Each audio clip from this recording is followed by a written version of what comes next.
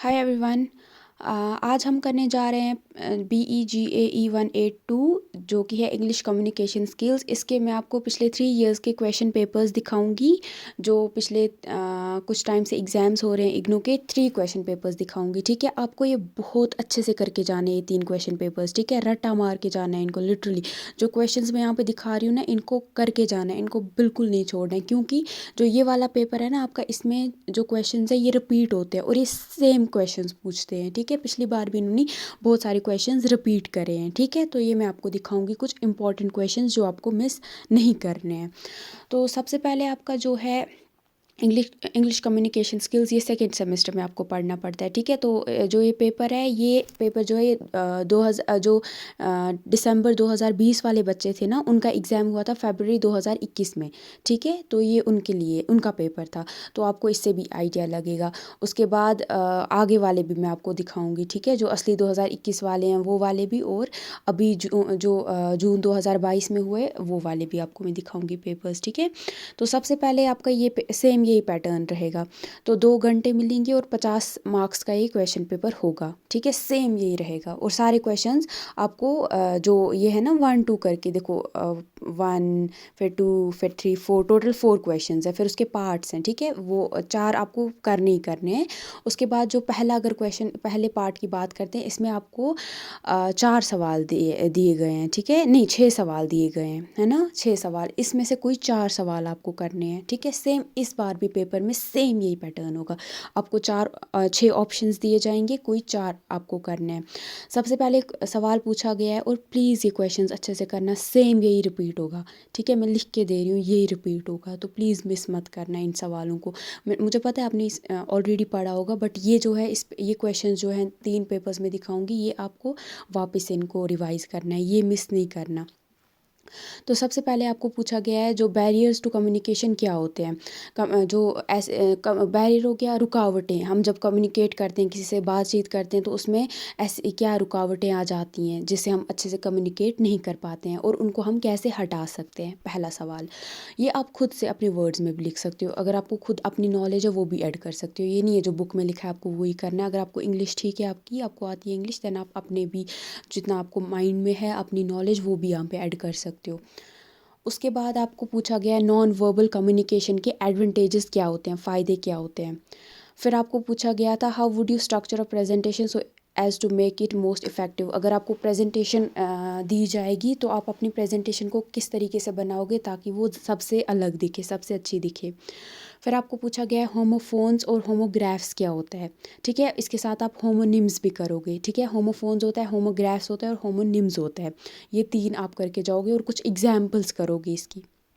उसके बाद आपको पूछा गया है जब आप कभी भी फॉर्मल लेटर हो गया जो आपके जो ऑफिस में आप लेटर लिख रहे होते हो या किसी ऑर्गेनाइजेशन को लिख के दे रहे होते हो जिससे आपका कोई डायरेक्ट रिलेशनशिप नहीं है, ठीक है। उसको आप बोलते हो फॉर्मल। जैसे प्रिंसिपल को लिखना हो गया, स्कूल को लिखना हो गया, आप किसी बिजनेस पार्टनर या कुछ उस टाइप का जहाँ पे आपको फॉर्मल रहना पड़ता है। उस लेटर में आप कैसे जेंडर न्यूट्रल रह सकते हो। जेंडर न्यूट्रल रहने का मतलब हो गया कि जब आप किसी को खत लिखते हो तो आपको नहीं पता होता है जो चेयर है उस पर मेल है या फीमेल है ना। तो आप लिख दोगे डियर सर, तो हो सकता है वो फीमेल वहाँ से चेक करिए और वो उस चीज़ को दिल पे ले, है ना। उसको लगेगा कि ये बंदा तो ये इस अलग ही ये सोचता है, इसको क्या लगता है कि सिर्फ मेल्स ही होते हैं इस पोस्ट पे। तो हो सकता है ये हो जाए, मिसकम्युनिकेशन हो जाए यहाँ पे।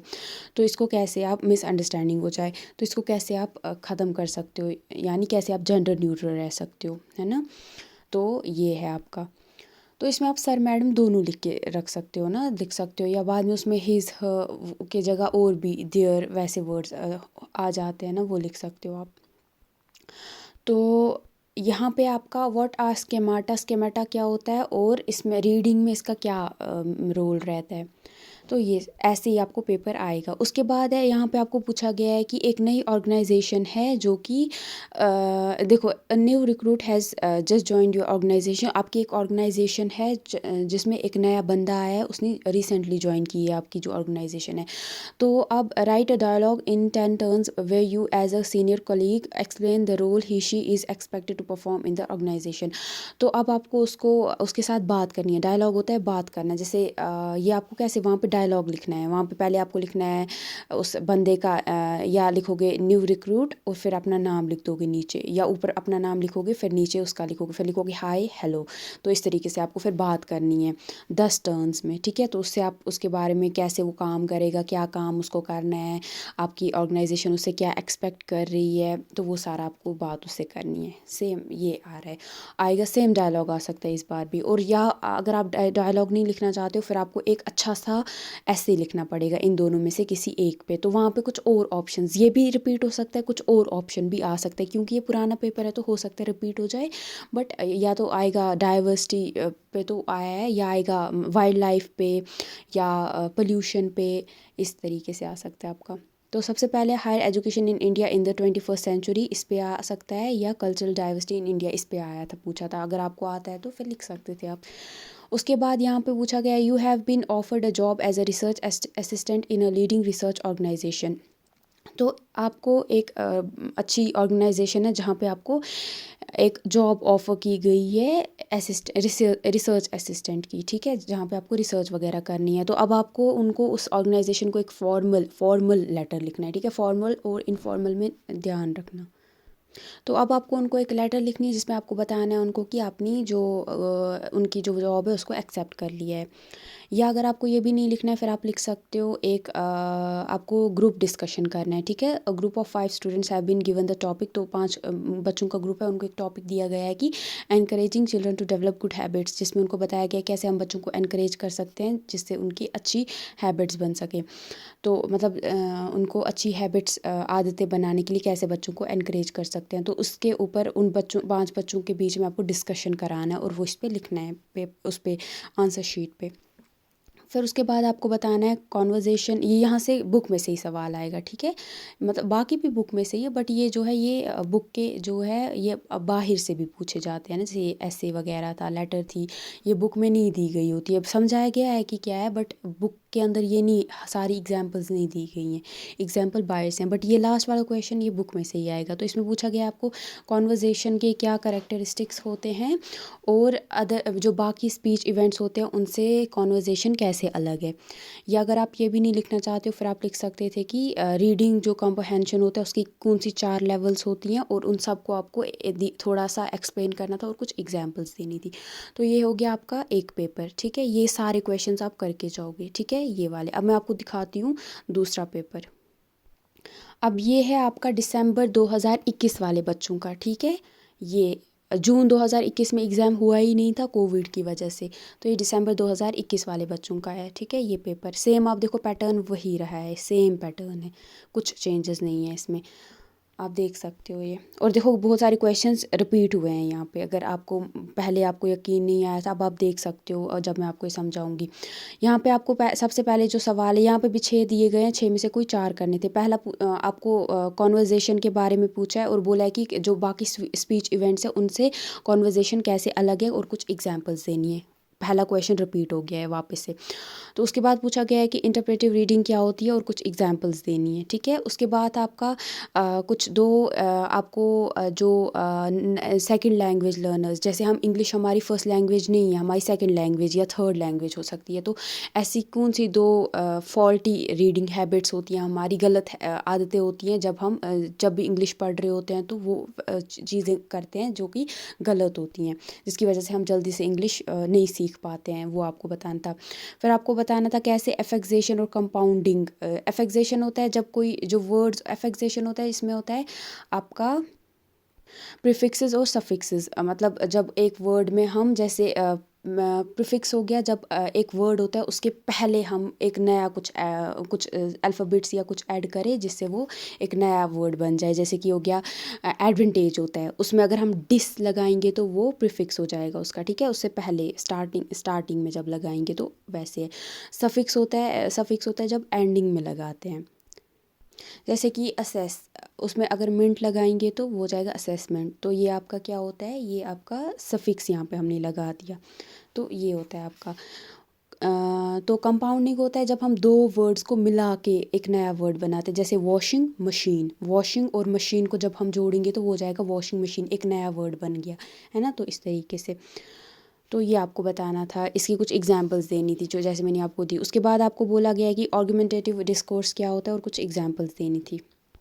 फिर आपको यहाँ पे एक फॉर्मल लेटर के लिए बोला गया है वापस से, जो कि आपको जो मैनेजिंग डायरेक्टर है, आप जहाँ पे जिस फर्म में काम कर मतलब जहाँ पे आपके एरिया में एक फ़र्म है जहाँ वहाँ पे जो मैनेजिंग डायरेक्टर है वहाँ उस फर्म के, उनको आपको एक लेटर लिखनी है जिसमें आपको रिसर्च एनालिस्ट की जॉब के लिए अप्लाई करना है, जो उसकी पोस्ट है उसके लिए अप्लाई करना है। उसके बाद आपको वापस से डिस्कशन एक लिखना है जो कि 5 बच्चों के बीच में डिस्कशन होगा, और किस चीज़ पे डिस्कशन होगा, और टॉपिक क्या है, qualities of an effective team leader. जो एक अच्छा टीम लीडर होता है उसकी क्या क्वालिटीज़ होती हैं। उसके बाद आपको ये देख के जाना डिस्कशन कैसे लिखते हैं, ठीक है। उसके बाद आपको देखना है यहाँ पे सिमेंटिक और लिंग्विस्टिक बैरियर्स टू कम्युनिकेशन क्या होता है, वापस बुक में से सवाल पूछा गया है। फिर आपको पूछा गया है write a short note on describing how you would structure a presentation to make it most effective. तो वापस से क्वेश्चन रिपीट हुआ है कि कैसे आप एक प्रेजेंटेशन को और अच्छा और इफेक्टिव बना सकते हो, और आपको एक प्रेजेंटेशन बनानी है किसी अपने हिसाब से किसी भी टॉपिक पे। हो गया ये भी। अब हम देखेंगे जून 2022 वाला क्वेश्चन पेपर। ये है जून 2022 वाला क्वेश्चन पेपर। सेम वही पैटर्न है आपका, सेम इस बार भी रहेगा, और आपके क्वेश्चंस रिपीट हुए हैं, बहुत सारे क्वेश्चंस रिपीट हुए हैं। सबसे पहले आपको पूछा है कन्वर्सेशन के क्या कैरेक्टरिस्टिक्स होते हैं और इसके क्या बेसिक कन्वेंशंस होती हैं। ये थोड़ा सा अलग पूछा है लेकिन कैरेक्टरिस्टिक्स रिपीट हुआ है। फिर आपको बोला गया है कि reading involves complex cognitive skills. तो रीडिंग में आपके cognitive skills, complex cognitive skills involve होते हैं। अब जो आपका ये स्टेटमेंट है इसको आपको एक्सप्लेन करना है एग्जांपल्स के साथ। फिर आपको बताना है यहाँ पे जो रीडिंग फॉर लिटरल मीनिंग और इंटरप्रेटिव रीडिंग में क्या डिफरेंस होता है। इंटरप्रेटिव रीडिंग पिछली बार के क्वेश्चन पेपर में रिपीट हुआ था, मतलब उसमें भी आया था, और आप वापस से ये रिपीट हुआ है। फिर आपको बताना है जब आप कोई भी मीटिंग अटेंड करोगे उसमें क्या आपको मीटिंग एटिकेट्स को फॉलो करना चाहिए। फिर आपको वापस से क्वेश्चन रिपीट किया गया है होमोनिम्स और होमोफोन्स क्या होता है और एग्जांपल्स देने हैं। फिर आपको यहाँ पे पूछा गया है विजुअल एड्स जो होते हैं उनकी मदद से कैसे हम जो आपकी कोई भी प्रेजेंटेशन होती है उसको अच्छा बना सकते हैं, ठीक है। तो ये कैसे आप उसको इफ़ेक्टिव और इंटरेस्टिंग बना सकते हो। फिर वापस से आपको एक फॉर्मल लेटर लिखने के लिए बोला है। यहाँ पे आपको लिखा बोला है कि write a formal letter to the head of a publishing house in your town applying for the post of. तो आपका जो आपके एरिया में जो पब्लिशिंग हाउस है वहाँ पे आपको एक असिस्टेंट एडिटर की जो पोस्ट है उसके लिए आपको अप्लाई करना है और उनको लेटर लिखनी है। तो उसके बाद वापस से डिस्कशन के लिए बोला गया है आपको online learning in Indian schools. जो ऑनलाइन लर्निंग होती है इंडियन स्कूल्स में उसके फ़ायदे और नुकसान क्या होते हैं वो उस पर डिस्कशन करना है 5 बच्चों के बीच में।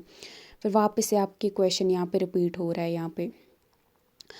यहाँ पे ये जो क्वेश्चन है ना उसके रिलेटेड, ये सेम वही क्वेश्चन रिपीट नहीं हो रहा है बट उसके रिलेटेड है, ठीक है। जहाँ पे आपने वो पढ़ा था सेमेंटिक बैरियर्स, वहाँ पे ये सोशो साइकोलॉजिकल बैरियर। अब इन दोनों में से कोई एक इस बार आएगा।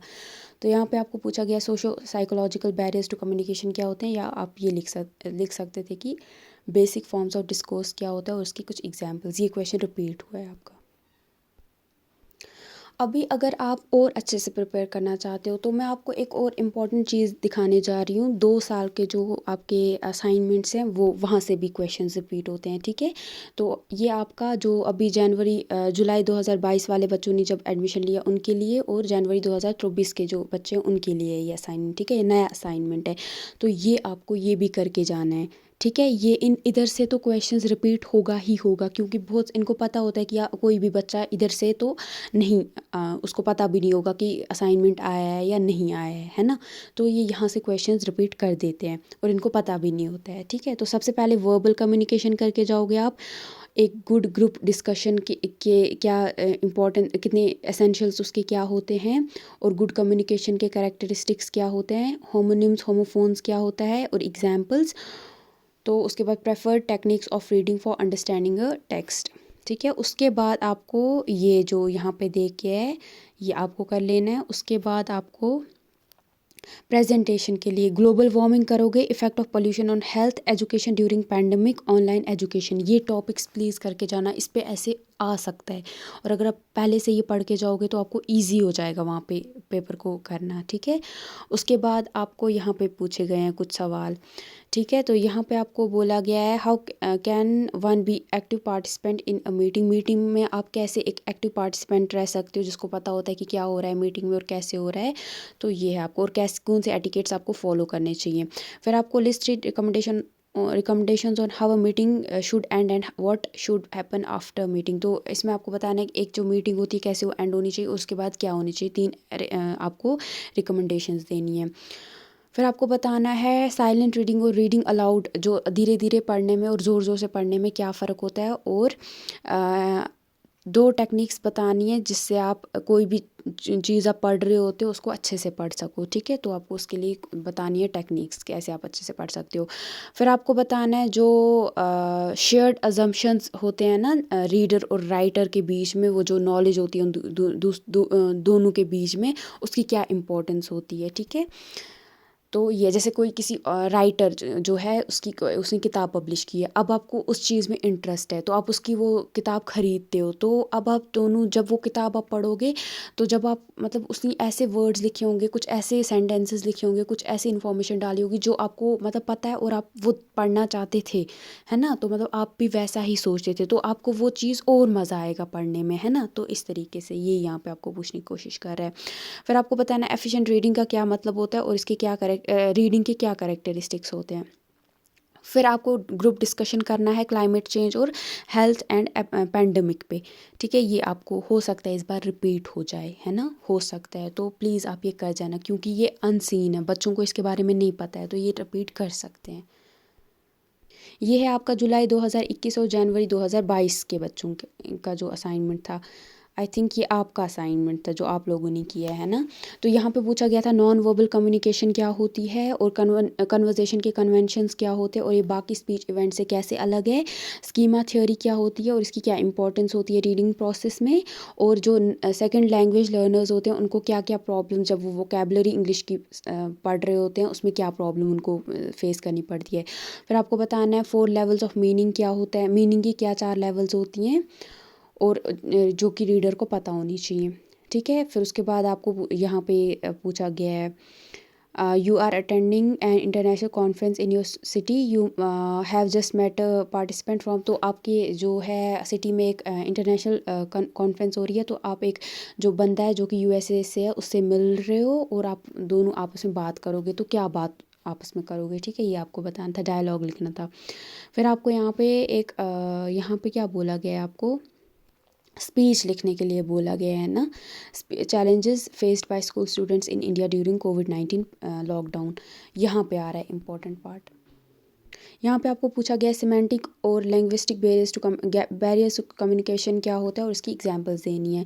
फिर आपको बताना था writing is commonly seen as 3 way process. Writing को 3 हिस्सों में देखा जाता है, प्री राइटिंग, राइटिंग और री राइटिंग। तो इसको आपको बताना था इस जो ये स्टेटमेंट है। फिर आपको डिस्कशन करना था 4 बच्चों के बीच में जो ये टॉपिक है वो है internet usage by school students issues and challenges, ठीक है। तो ये हो सकता है रिपीट हो जाए इस बार वापस या इसके रिलेटेड कुछ आ जाए, ठीक है। तो ये आपको ये सारे जो मैंने 2 असाइनमेंट्स और 3 क्वेश्चन पेपर्स दिखाए हैं, प्लीज़ ये सारे करके जाना। और आप देख सकते हो कल जब आप वापस आओगे एग्ज़ाम देके कि बहुत सारे क्वेश्चंस रिपीट हुए हैं, तो आज आपको रात को भी पढ़ना पड़े पढ़ो, इससे कल को फिर पछताओगे नहीं, है ना। तो ये सारे क्वेश्चंस आप करके आओगे, ठीक है। तो ऑल द बेस्ट आपके एग्ज़ाम के लिए।